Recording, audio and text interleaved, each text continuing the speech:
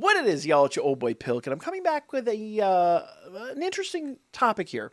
So, in my latest the review of the latest episode of Wistoria, there were some comments that thought I was a bit too harsh on Sion as a character, and I'm gonna kind of address that here. So, recently I went out and I picked up the manga and I started reading the manga. I got up to chapter 8, which was the chapter of this episode, and I really started looking into this because I wanted to know, if I'm wrong, if I'm completely wrong, then I want to be kind of refreshed on this because my take out of the episode was just that. Like what I told you guys, I did not like Sion. And he to me seemed like an irredeemable, just antagonistic, genuine pain in the posterior. And if there's a redemption arc here, if there's something going on, I get it. So, full disclosure, kind of as we get into this, I kind of want to direct this in different ways. And basically, we can water this down and make this real simple. He is the fiery hothead archetype. He really is. He's very much, for this series, what Bakugo is for My Hero Academia. And we've seen tons of other characters like that. It's a trope. The fire guy is a hothead. Got it. There's a reason that's a saying. So, there's a reason the word hothead, or the phraseology hothead is a thing. So, I get it. I understand it. Also, being where this guy's at and being, we have those final, mage bosses, whatever you want to call them, the Vanda, whatever. They are, generally speaking, these elemental characters, and there's 5 of them, and I get it. We're going to have a 6th one that doesn't have magical abilities, and the fire guy's going to replace the fire unit there, and we got, I don't want to spoil anything for the next episode, except to read ahead, but there's a lot of stuff that is, watch the next episode, trust me, just watch it, it's going to be great, but I see where the series is going, but I'm going to sidebar that, and I'm going to sidebar I say expectations. I don't want to call them expectations. It's kind of a pessimistic view of the tropes. But I'm going to sidebar all that. And I'm going to say, number one, I'm only going to go off what we saw in the anime and what we read in the manga. Nothing else. Nothing in between. Because there could be a lot of speculation. There could be Wikipedia pages, a lot of, fandom and all this stuff. No. We're just going off the pages of the manga and the anime episode. That's what we're going to do. Now, we'll see it here in a moment, but basically that whole interaction between Sion and Will is 2 cells. It's like right here. That's it. 2 cells. That 5-minute portion of the episode is 2 cells of the manga. And it's basically put together from a bunch of different context clues throughout the chapter. So, knowing how Omori works and all that, I'm sure that he gave them some direction. He said, this is how I want this to roughly play out. Here's an outline, make it happen. Which kind of brings me to something that's funny at the end of the episode that I was very critical of, and we'll talk about that. We'll do a little editor's notes, commenters notes, reviewers notes here at the end where we can talk about that. But basically, the long and the short of it is, they took essentially 2 sentences and made a whole scene of the episode about it. It is a big scene of the episode, but they made a whole scene out of it. So we have to dive a little deeper. We got to read back a bit and then, kind of pick up from every interaction that Will's had with Sion going forward. Now, all these interactions have had that very, the Bakugo Midoriya, very archetypal interactions. And once again, I'm going to use that kind of comparison because Bakugo very much is like Sion. When he first shows up, he's a bully. He's an antagonist. He's, the difference being Sion's like, join me, and Bakugo's like, get out. Go. I don't want to see you ever again. And when Will was like, nah, I'm out. Bye. Sion was very much the same way. All right, fine. You know what? We won't see eye to eye. That's just going to be a thing. So, pretty much that's kind of how it went down. It's a very watered down version, but it's more or less how it went down. It's very brief in the series, or in the manga. Now, as you read back, you begin to see things, and I kind of understand where people kind of see where see Sion's redemption arc like slowly forming, kind of like Bakugo's did over time. I'd say the 3/4 mark of the series, he full on was redeemed and did his thing. And I understand they're going to do the same thing with Sion. These are archetypes, they're tropes, they happen. But what I'm saying is, I understand where that's coming from. I'm not ready for it. From a character standpoint, I don't see Sion getting redeemed with what we know. Just going off what we know, purely off of that. But there is a moment where he says, and I quote, do not quote, I paraphrase. He says something along the lines of, I saw you do the thing and it aggravated me. However, and I can't remember the exact word he used, but in Japanese it has a negative connotation and a positive connotation. And in the notes of the manga, and I actually had to go deep dive this one a little bit, it could also mean impress. It could be aggravating but impressive. So in a sense, what he's saying is, watching you is infuriating because you stand for everything that this world does not. However, watching you work is genuinely impressive.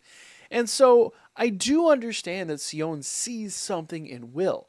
However, that does not mean back when he was a kid, because a lot of this happened over time. Like, we've had years since Sion and Will first met. Sion's first interaction, which was where my initial critiques came from, was when they first met, when they were first kids. Sion has not had enough of a worldview and enough of an eye on Will yet to see those things start to form. Now, he's seen the start of it, but he has definitely not seen Will at full tilt like he did most recently in the anime. And when I say most recently, I mean like when he was saved. Because remember, character-wise, they've had years and years and years and years to build on this. So when I look at Sion as a character, I see him as an antagonist. Not a villain. It's very different. As an antagonist. And this look, Will even mentions in here. He's like, he doesn't say I hate you, but he says, more or less, he kind of says, you aggravate me. I don't respect you. And that's kind of, this guy's been a bully. He's been a bully. He has no reason to be respected at this point. And I'm kind of with Will on this one. And that's what I said in the episode, is even after reading back on this, and even after looking at it, I understand the tropes, I understand where it's going. And I understand other people have different opinions and expectations.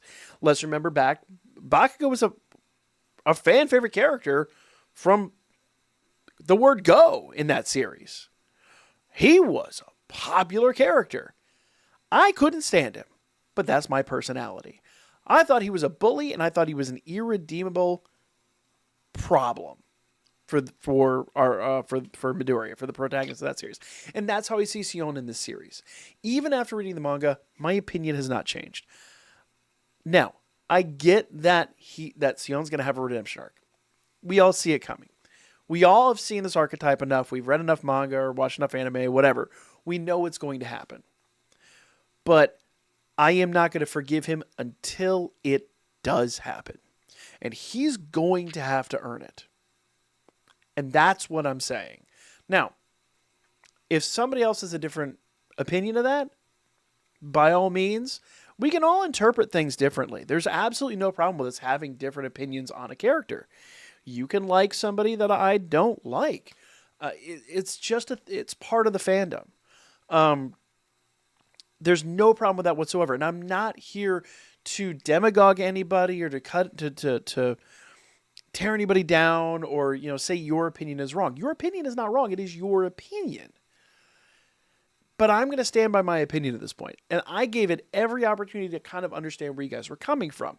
Not because I wanted to defend myself. I legitimately want to know. I'm a fan of Omori's work. And Danmachi really was kind of the jumping off point for that. This series has kind of just solidified it for me. Like, I'm just a fan of Omori, and I'm going to follow every bit of content he makes going forward. Like, this is just it for me. It's a thing. It's a very niche thing, but it's a thing. So I wanted to jump into the manga. I wanted to know. I wanted to understand. I also wanted to read ahead. And I wanted to bring you guys everything that I could and kind of understand if I was wrong, correct myself. But I'm going to be honest with you guys, I don't feel like I was wrong. I feel like my assessment was solid.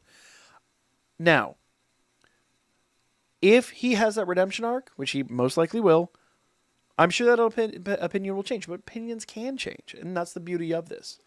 But anybody who's commenting out there that says they disagree, you are completely entitled to your opinion. And I'm sure you feel completely justified in your opinion, and I respect your opinion. But I respectfully disagree. Nobody is wrong for their opinions and their takes on the series unless they just flat out are ignoring the facts.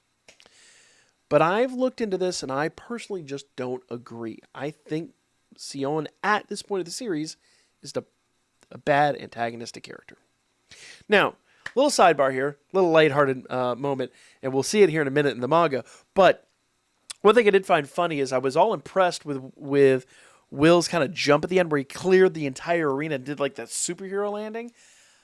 However, the more I thought about it, it really kind of took me out of the episode. It really took me by surprise. It was cool, but the more I thought about it, I was like, we've seen this guy do some crazy stuff, but it's like, that almost would require too much. Like, if he's that powerful, people have got to know. And that would be like the equivalent of a magical power form. That is a full-on superpower.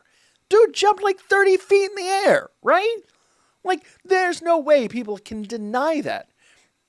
Now, I do have a potential fix for that, and they didn't really do it because Colette was dealing with Sion at the time. But if Colette had actually launched him into the air, I could totally see it. We've already seen her help him out.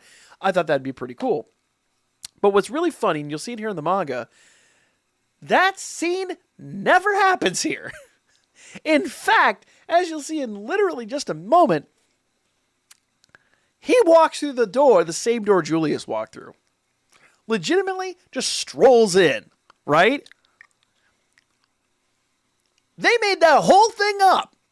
The whole thing. And I get it. Once again, I said earlier, it's one chapter of the manga, and they had to stretch it out. But literally, Sion walked into the arena. He did not do the superhero landing. He did not clear the Coliseum. He literally just strolled in like any other dude. His entrance was no different than Julius's entrance, with the exception that is just him. Case in point, right here. This is what I'm talking about. Check this out. So, we get this whole thing. There's his foot, which you can't really see because of the words on screen.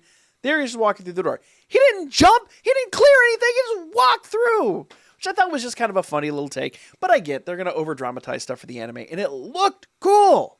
It really looked cool, but I just thought it was really funny. Just the difference between manga and anime that I find interesting. But once again, going back to the main topic here, my opinion has not changed personally, but I understand people's opinions on it. I just respectfully disagree. But I respectfully disagree, and I respect your opinion. But feel free to sound off in the comments. That's literally what the comments are for, and that's why we did this video in the first place. So continue commenting, subscribe if you haven't already, and I'll be back for more Wistoria on Sunday. And maybe we'll have some more deep dive discussions if you guys enjoy this.